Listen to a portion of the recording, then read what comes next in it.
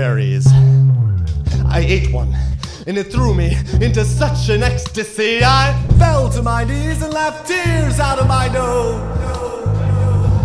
I had a second, but was so disenchanted with its lack of flavor, I nearly regurgitated it out of spite. A third, a fourth, a fifth, a sixth, all disappointing. None was like that first, so I gave up. I gave up on blueberries. I decided to never have another one again.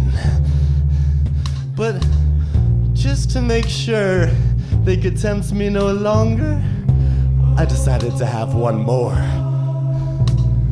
I ate it, and there came an explosion of the mind and senses so great that my body convulsed.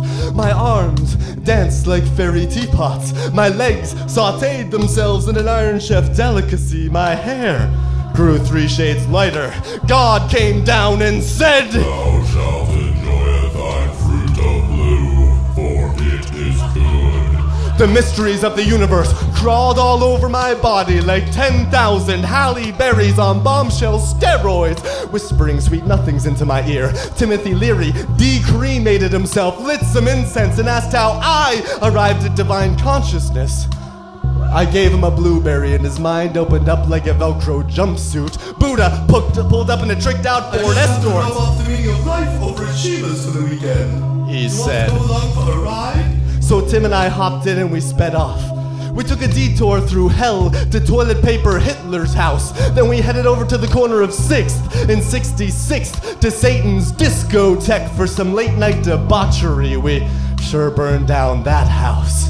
After a while, we took our things and packed our bags, patting Cerberus on each of his 3 heads as he left, zooming out of hell like a Meatloaf album. We swung by Shea Jesus to see who was hanging out. Some priest was passing out communion wafer hors d'oeuvres and told us a stripper was coming by later on to shake her stigmatatas. The priest kept checking out Buddha's ass, so we decided to turn the other cheek and hightail it out of there. Finally, we made it over to Shiva's. The moment we walked in that door, Vishnu handed us each a bottle of Mad Dog 2020 and told us to chug. We partied all night long, creating and destroying universes like there was no tomorrow. I drank until I blacked out. When I woke up in the morning, I was wearing nothing but pasties and a G-string. I have no idea what happened that day, but I think it's safe to say that I am going to stick with kiwis.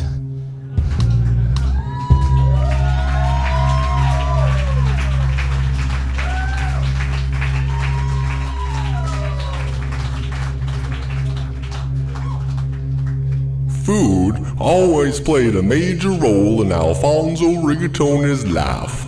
He was born of a refried bean salesman named Alberto Rigatoni, and Alberto's second cousin twice removed named Rupert Ricotta. Alphonso was in fact the result of the first male pregnancy. It's unclear as to whether Alberto or Rupert was the pregnant man. Certain photos suggest each man was pregnant with half of Alphonso, who was, immediately upon birth, stitched together with umbilical cords. Alphonso had 14 half-brothers, 8 1/4 sisters, and 1/16 of a ham sandwich. The ham sandwich was bronzed and passed down through 3 generations of Rigatonis, memorializing Alphonso's great-great-grandfather, Johnny the Mouth Rigatoni, who mysteriously passed away after coming in second in the 13th annual Blinkville Ham Sandwich Eating Contest. The elders of the Rigatoni family blamed the orange meringue topping Johnny had spread over the sandwich. That 16th would have guaranteed victory over Billy the Pumpkin Darcy. Later in life, Alphonso's father inscribed the phrase, "Smash that pumpkin," on the bronze ham sandwich, and the history of alternative rock was forever changed.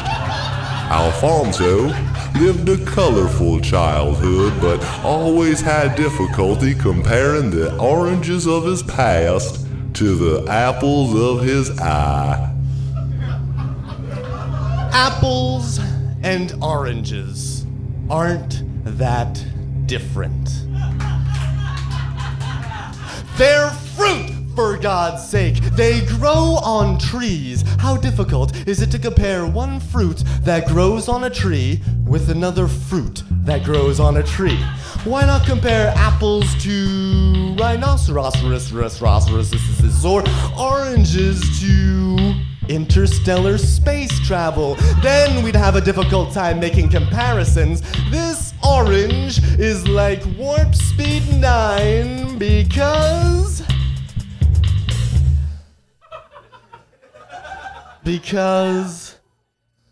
see, can't be done. So when someone comes up to you and says, "Religious beliefs are like apples and oranges," what they're really saying I is, am about as intelligent as a bucket of pickled turtles on wheat toast. now, I understand there's a need to categorize stuff. I even understand there's a need to get to a certain level of granularity, but there's something seriously wrong with society when the Supreme Court of the United States of America uses taxpayer dollars to determine whether a tomato is a fruit or a vegetable. This is serious! It doesn't stop with tomatoes. No one knows how to categorize cucumbers or strawberries either. And scientists constantly rail against religion, which is not a bad thing, but they rail against religion because of faith. While these scientists have their own special brand of faith, that if we come up with smaller and smaller categories, with more and more detailed equations, everything will fall into place. Well, they haven't seen my apartment. And even if we could come up with some taxonomy of ultimate wisdom, no one would be able to understand it because the table of contents would be the size of the entire universe. The table of contents!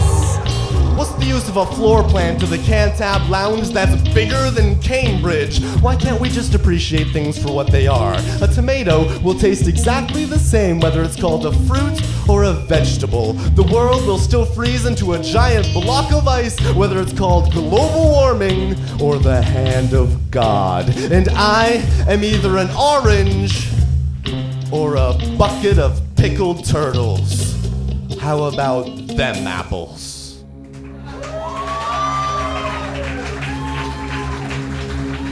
After